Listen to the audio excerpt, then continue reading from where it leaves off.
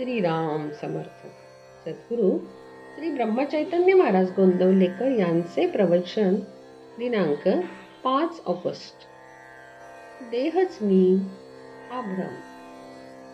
आपण कोण, आपले कर्तव्य काय हे कळणे जसे व्यवहारात जरूर असते, तद्वतच परमार्थात सुद्धा मी कोण हे कळले पाहिजे. ज्याला मी माझे म्हणतो तो मी नव्हे खास. माझा देह म्हटल्यावर मी त्याहून निराळाच नव्हे का? देहाला ताप आला तर मला ताप आला, देह वाढला तर मी वाढलो असे म्हणतो, हीच चूक, हाच भ्रम. वास्तविक देहाहून वेगळा असूनही देहच मी अशी भावना केली म्हणून मी सुखदुःख अनुभवू लागलो. दुःख नको, सुख हवे असे मला वाटते. याचा अर्थ माझे मूळचे स्वरूप हे नित्य सुख रूपच असले पाहिजे. नदीच्या पात्रातले पाणी आणि तिथूनच भांड्यात आणलेले पाणी दोन्ही एकच. पण भांड्यातल्या पाण्याला चव किंवा स्वाद निराळाच येत असेल तर भांड्यात घाण आहे असे आपल्याला समजते. तसे सुखरूप असणाऱ्या आत्म्याचाच अंश असलेला जीव दुःखरूप झाला याचे कारण देहसंगती.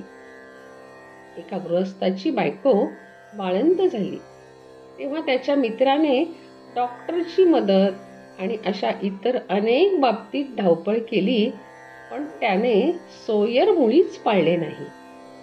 त्या मित्राप्रमाणे आपण देहाबाबत वागले पाहिजे. एखादे झाड काढायचे असेल आणि ते पुन्हा वाढू नये अशी इच्छा असली तर त्याची पालवी वरवर खुडून काम होत नाही. त्याच्या मुळाला पाणी घालणे बंद केले पाहिजे. तद्वतच संसाररूपी वृक्षाला आम्ही अभिमानाचे पाणी वारंवार घातल्यामुळे तो इतका फोफावला आहे. तो अभिमान नष्ट केला पाहिजे. मी कर्म केले हा भ्रम टाकून दिला पाहिजे. खरा करता ईश्वर असताना जीव विनाकारणच मी करता असे मानतो.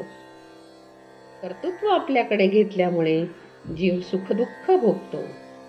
तेव्हा मी करता नसून राम करता ही भावना वाढविणे हीच खरी उपासना होय. आपल्या आयुष्यात ज्या ज्या गोष्टी घडतात त्या सर्व भगवंताच्या इच्छेनेच घडतात अशी पूर्ण खात्री झाली की मग सुखदुःख उरत नाही. ज्याची निष्ठा अशी आहे त्याचे तेज काही निराळेच असते. अशा माणसाला अचल समाधान लाभते. किंबहुना हेच साधुत्वाचे मुख्य लक्षण जाणावे.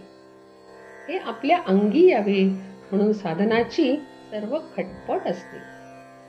खरोखर तुम्हा सर्वांना आता पुन्हा एकच सांगतो की सदैव नामात राहण्याचा प्रयत्न करा आणि नीतीला धरून राहा.